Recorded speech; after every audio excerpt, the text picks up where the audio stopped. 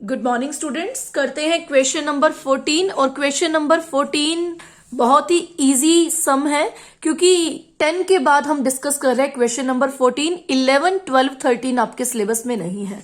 सबसे पहले closing stock की एडजस्टमेंट है, उसके बाद एडवर्टाइजिंग की एडजस्टमेंट है, एडवर्टाइजिंग पे डॉट लगा लिया। उसके बाद बैड डेब्ट्स की और प्रोविजन की एडजस्टमेंट है। बैड डेब्ट्स और प्रोविजन डेटर्स पे बनता है तो डेटर्स पे डॉट लगा लिया। उसके बाद इंटरेस्ट ऑन इन्वेस्टमेंट यानी इन्वेस्टमेंट की एडजस्टमेंट है तो इन्वेस्टमेंट पे डॉट लगा लिया।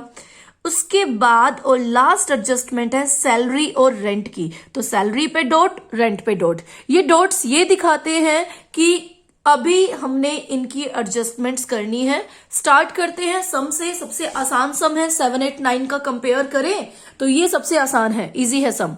देखिए सबसे पहले गिवन है कैपिटल।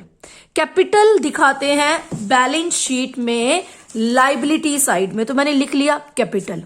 कैपिटल के बाद नेक्स्ट आइटम गिवन है ड्रॉइंग्स। कैपिटल में से ड्रॉइंग्स क्या करते हैं? माइनस। अगर आपकी बुक ओपन होगी तो आप देख सकेंगे फर्स्ट आइटम कैपिटल थी सम में, सेकंड आइटम ड्रॉइंग्स थी, थर्ड आइटम है गुडविल की, फोर्थ है plant and machinery. Goodwill, plant and machinery asset होती है तो बैलेंस शीट में राइट कर दिया। नेक्स्ट आइटम है परचेज की, तो नेट परचेज चाहिए, परचेज में से परचेज रिटर्न क्या कर दिया? माइनस, गिवन है। सेल्स में से सेल्स रिटर्न क्या कर दिया? माइनस, गिवन है। तो हमने अभी तक नेट परचेज और नेट सेल को राइट किया है। अब लिखते हैं क्लोजिंग स्टॉक। सबसे पहली एडजस्टमेंट क्लोजिंग स्टॉक की है, तो 70,300 का क्या है? Closing stock. एडजस्टमेंट है तो दो जगह राइट करेंगे, तो क्लोजिंग स्टॉक 70,300। ओके, उसके बाद आगे का सम करते हैं। हमारे पास परचेज और सेल के बाद गिवन है, ये देखिए क्वेश्चन, डेटर्स। डेटर्स की क्या है? एडजस्टमेंट, तो डेटर्स होते हैं एसेट। डेटर्स क्या होती है? एसेट। तो देखते हैं डेटर्स। हमारे पास डेटर्स गिवन है 54,200 के। यहां पे बनाते हैं वर्किंग नोट, क्योंकि आपको पता है डेटर्स का वर्किंग नोट बनता है। क्या वर्किंग नोट होता है? डेटर्स में होते हैं बैड डेब्ट्स, तो फॉर्मूला क्या होता है? Old bad debts plus new bad debts plus new provision minus old provision. Old bad डेब्ट हमारे पास सम में आई थिंक नहीं गिवन। ओल्ड बैड डेब्ट हमारे पास कहीं पे भी गिवन नहीं है। हमारे पास न्यू बैड डेब्ट गिवन है, ये देखिए थर्ड। सन्ड्री डेटर्स में एक आइटम है 2000 की जो कस्टमर से ड्यू है और कस्टमर इनसॉल्वेंट हो गया, नथिंग इज रिकवरेबल, कुछ भी नहीं देगा अब, तो ये है हमारे न्यू बैड डेब्ट्स। तो बेटा न्यू बैड डेब्ट्स कितने हैं? 2000 के। न्यू बैड डेब्ट्स कितने हैं हमारे पास? 2000 के। उसके बाद आप चेक कीजिए क्या हमारे पास ओल्ड प्रोविजन गिवन है? ना तो ओल्ड बैड डेब्ट्स गिवन है ना तो ओल्ड प्रोविजन गिवन है। अब न्यू प्रोविजन, चौथी एडजस्टमेंट देखिए, 5% डेटर्स पे प्रोविजन बनाना है। डेटर्स कितने के हैं? 54,200 के। अभी अभी कितने डूबे? 2000, तो नेट डेटर्स कितने हैं? 52,200। इस पे आपने 5% का बनाना है प्रोविजन। तो जब आप 5% का प्रोविजन बनाएंगे तो हमारे पास प्रोविजन आएगा 2610। मिस्टेक्स कहां होती हैं? आप सीधा 54,200 का प्रोविजन बनाना स्टार्ट कर देते हैं। नहीं, 54,200 में से पहले न्यू बैड डेब्ट आपको करने पड़ेंगे माइनस, तो जो नेट डेटर्स आएंगे उनका 5% करना है, तो 2610। टोटल करेंगे 4,610। ये कहां दिखाएंगे? लॉस है, बैड डेब्ट्स है, तो कहां दिखाएंगे? प्रॉफिट एंड लॉस अकाउंट की debit side, 4,610। What is a formula? हर सम में आया है, ओल्ड बैड डेब्ट प्लस न्यू बैड डेब्ट plus new provision minus old provision. Okay, एक तो वहां पे आ गया प्रॉफिट एंड लॉस अकाउंट में, डेबिट साइड में। दूसरा, डेटर में से बैड डेब्ट माइनस करेंगे, डेटर में से प्रोविजन माइनस करेंगे, तो जो हमारे पास डेटर्स बचेंगे वो हमारे होंगे नेट डेटर्स। तो हमारे पास बचे 49,590। सम में देखिए हमारी पहली adjustment done, third done, fourth done, 3 adjustment हमारी डन हो चुकी है तो हमने लगा दिया टिक। उसके बाद क्रेडिटर्स गिवन है।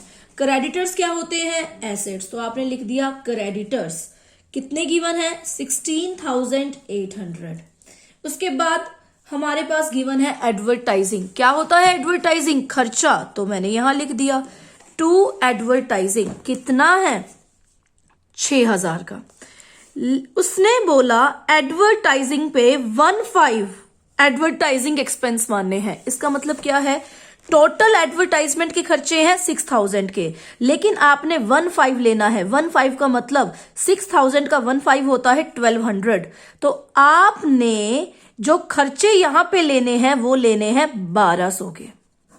यानी जो हम एडवर्टाइजिंग करते हैं बेटा वो 1 साल की नहीं करते। ये नहीं है कि आपने एडवर्टाइजमेंट की 1 साल में से माइनस कर दिया। नो, एडवर्टाइजमेंट लंबे टाइम की होती है। तो इन्होंने सोचा होगा 1/5 लेना है। 1/5 का मतलब ये जो एड का खर्चा है ये 5 सालों में डिवाइड किया है। तो इस साल 1 साल का अकाउंट बनाते हो तो 1/5, ठीक है।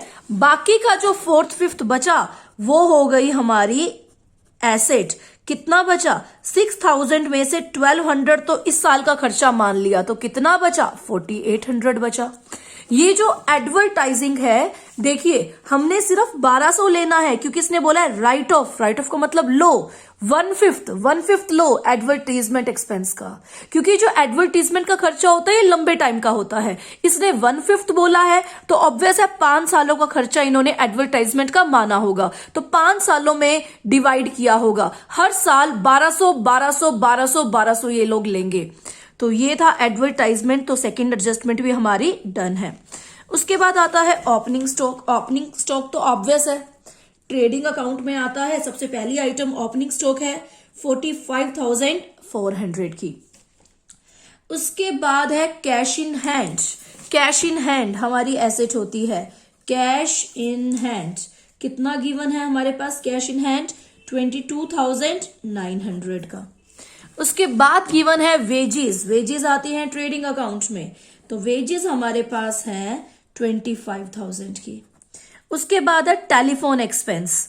टेलीफोन के खर्चे, किसी भी इनडायरेक्ट खर्चे, क्योंकि यहां तो फैक्ट्री वाले आते हैं, वो आएंगी प्रॉफिट एंड लॉस अकाउंट में। तो टेलीफोन के खर्चे हैं 3,000।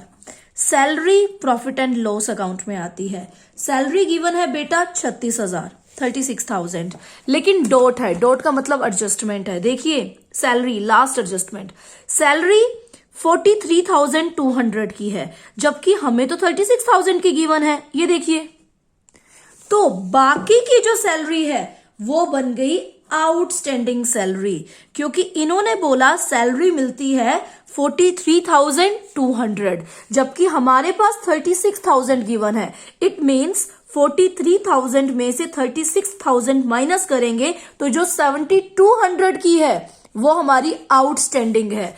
आउटस्टैंडिंग का मतलब प्लस करना है, और आउटस्टैंडिंग होती है लाइबिलिटी, कि अभी 7,200 की सैलरी मिलना बाकी है, क्योंकि अभी मिली है 36,000 की, बनती है 43,200 की। उसके बाद प्रिंटिंग एंड स्टेशनरी है, खर्चा है, प्रॉफिट एंड लॉस अकाउंट में लिखेंगे 390 का। सन्ड्री इनकम, कोई भी इनकम हो, कहां लिखनी है? प्रॉफिट एंड लॉस अकाउंट में। सन्ड्री इनकम कितनी है? 7,500 की। उसके बाद है रेंट। रेंट है 2,200 का। रेंट की भी एडजस्टमेंट है। रेंट 2,400 का है, जबकि हमारे पास कितना गिवन है? 2,200। सेम सैलरी वाली एडजस्टमेंट 200 की क्या होगी? आउटस्टैंडिंग। तो आउटस्टैंडिंग क्या करना है? प्लस। तो आउटस्टैंडिंग रेंट हमने कर दिया प्लस, और हमारी हो गई लाइबिलिटी। 200 का आउटस्टैंडिंग क्या है? रेंट है। OR outstanding rent. उसके बाद इन्वेस्टमेंट। इन्वेस्टमेंट 30,000 की है। आपको पता होना चाहिए इन्वेस्टमेंट एसेट होती है, तो इन्वेस्टमेंट है 30,000। डॉट लगाई है, डॉट का मतलब एडजस्टमेंट है। 5th एडजस्टमेंट है इंटरेस्ट ऑन इन्वेस्टमेंट 15% है। आप देखिए इन्वेस्टमेंट कितनी है? 30,000। 30,000 का 15% इंटरेस्ट ऑन इन्वेस्टमेंट है, तो 30,000 का 15% होता है 4500। तो बेटा इन्वेस्टमेंट कितने की हो गई? 34,500 की। और इंटरेस्ट ऑन इन्वेस्टमेंट, क्योंकि एडजस्टमेंट है दो जगह आएगा, तो हमारी है इनकम, तो हमने लिख दिया इंटरेस्ट ऑन इन्वेस्टमेंट। हमारी क्या है? इनकम। तो प्रॉफिट एंड लॉस अकाउंट में। उसके बाद जनरल एक्सपेंसेस हैं। जनरल एक्सपेंसेस 22,600 के लिख दिया। और लास्ट आइटम है बिल्स पेएबल। बिल्स पेएबल आपको पता है क्या होती है? लाइबिलिटी होती है 1000 की। ये सबसे इजी सम है क्योंकि ना तो ज्यादा एडजस्टमेंट्स है, वेरी इजी, क्योंकि कोई नई आइटम ही नहीं आई। तो पहले क्या करेंगे? ट्रेडिंग अकाउंट को टोटल करेंगे। ट्रेडिंग अकाउंट की क्रेडिट साइड को टोटल करते हैं 3,49,600। अब इसमें से डेबिट साइड क्या कर देंगे? माइनस। तो बिजनेस में आ जाएगा ग्रॉस प्रॉफिट क्लोज डाउन 1,85,400 का। क्रेडिट में से डेबिट साइड क्या कर देंगे? माइनस। ये जो ग्रॉस प्रॉफिट आया है वो प्रॉफिट एंड लॉस अकाउंट की पहली आइटम बन जाएगा by gross profit brought down 1,85,400। 1,85,400। Okay. उसके बाद आप क्या देखेंगे? प्रॉफिट एंड लॉस अकाउंट में क्रेडिट साइड का क्या करेंगे? टोटल। तो क्रेडिट साइड का जब हमने टोटल किया पास आया 1,97,400। उसमें से ये सारे खर्चे क्या करेंगे? माइनस। तो हमारे पास बचेगा नेट प्रॉफिट 1,20,000 का। क्योंकि ये सारे कंसेप्ट आप पिछले सम्स में कर चुके हैं। प्रॉफिट एंड लॉस अकाउंट की क्रेडिट साइड का टोटल, उसमें से डेबिट साइड क्या करना? माइनस। ओके। अब जो नेट प्रॉफिट आया है आपका 1,20,000, फॉर्मूला याद है? Capital plus net profit minus drawing. तो आपने वहां पे क्या कर दिया? पुट कर दिया। आपके पास टोटल आ गया लाइबिलिटी और एसेट का 4,47,200। 4,47,200। लाइबिलिटी और एसेट आनी चाहिए इक्वल। अगर इक्वल नहीं है तो इट मीन्स आपका सम गलत है।